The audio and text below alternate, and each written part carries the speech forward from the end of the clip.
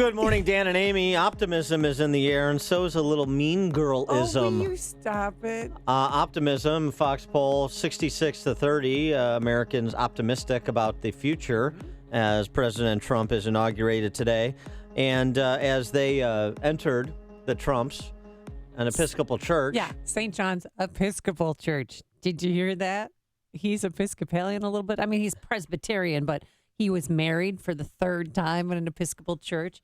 Attended anything goes church at the service. Episcopal. Yes, at the Episcopal Church, and now he's at St. John's. Yeah. About to go and have tea time with the Obama. And Pastor Bonnie at that Episcopal cult that you attend may be turning into a pillar of salt as we speak. But you were very critical off air, and I'm not letting you get away with it off air. You have to share it. You have to share off air is off air. No. This is something that has a shareable component to it. Well, you were very critical of Melania's getup.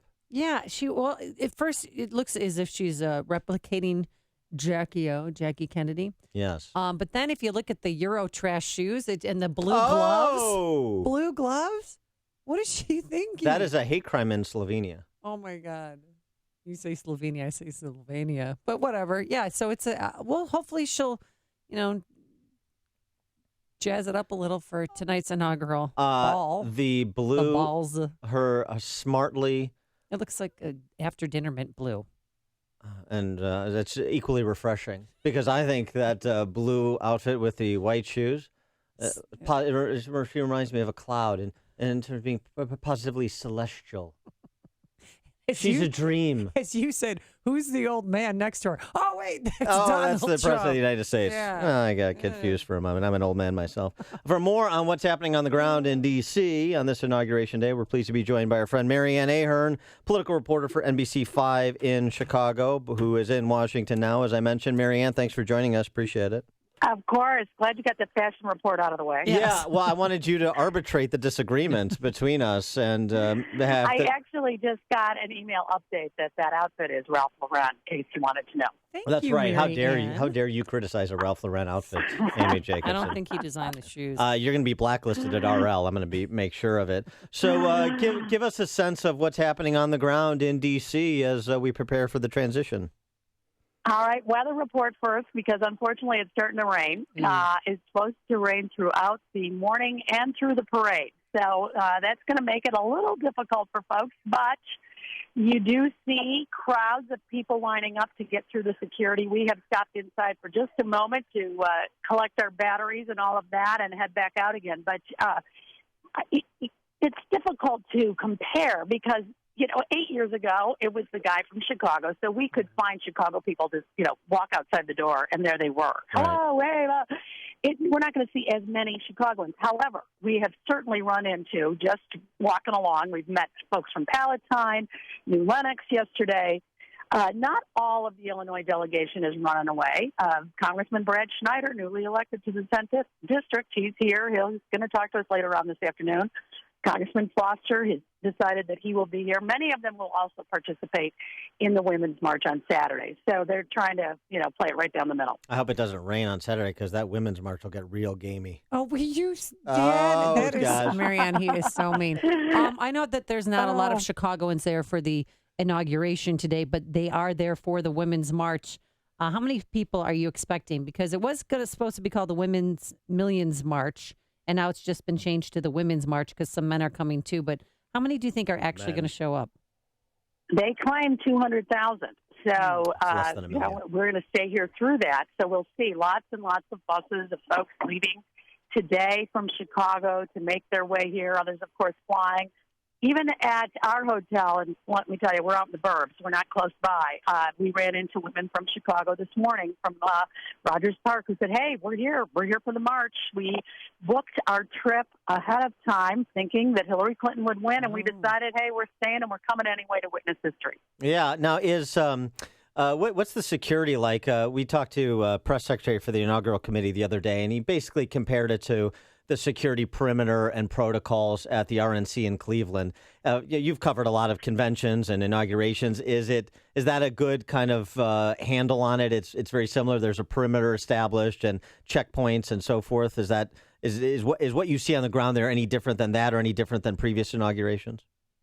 This seems tighter than the previous ones, only in that they've extended the perimeter. But boy, you need to put some stock in that fencing company. I mean, the fencing is amazing. All around the city that has blocked it off. We were dropped off, not too far, maybe 4 or 5 blocks away from our workspace. It's pretty close to the Capitol. And just getting here, well, usually it's a 10, 15-minute walk. It was definitely much longer than that today. There aren't the crowd. 8 years ago, they claimed at 1.8 million. It's always those crowd estimates. Are they correct? Today, they're saying perhaps 1 million. That would be tops. I wonder how the rain might affect it as well. Now, on the security, just one more security question. Have you heard whether or not they're going to duct tape Hillary to her seat out of security concerns? No, I've not heard that. I'm just kidding. Is that something you're hearing? No, I'm just making that up. But don't you think it's graceful of her to show up? I mean, it's got to be painful for her. And I know that Dan's not a Hillary fan, if you can't tell already. No. But I mean, I give her credit for doing this. I mean, it's the right thing to do, but it doesn't make it less painful. Right. Even Sean Spicer was asked this morning on one of the morning shows of, what do you think the response will be when she is introduced? And might that be a difficult moment, if folks are yelling the lock her up kind of thing as she comes walking in? There's going to be some of that. I mean, no matter what, when you've got nearly 1 million people, not everybody's on their best behavior. Right. But come on, hey, she had been the first lady. I give her credit for coming, but she should be here. Why not? Now, have you been able to get an advance copy of Barack Obama's note that he's going to leave behind, as presidents do, outgoing president to the incoming president, the note that he's going to leave behind for Donald Trump? You got to get your hands on that. Exactly. I think my best little tip of the day is yesterday in a cab ride, the cab driver said to us, guess what? I just saw Malia Obama driving a car with a friend and a couple Secret Service agents, and she went to Potbelly. Oh, really? Oh, really? That's awesome. On her last day at the White House, the food wasn't any good. She had to just run out and get this one last sandwich. Yeah, they get their freedom back. Yeah, they do. exactly. I mean, they right. get to make their own food. They get to have their own life. Been longing for Potbelly for 8 years. So, what do you know about the farewell service? When do the Obamas walk, or the Trumps walk the Obamas to the helicopter? Right after the after the speech. I mean, after the new president's speech. The outgoing president and vice president, the new president and vice president walk them through the Capitol.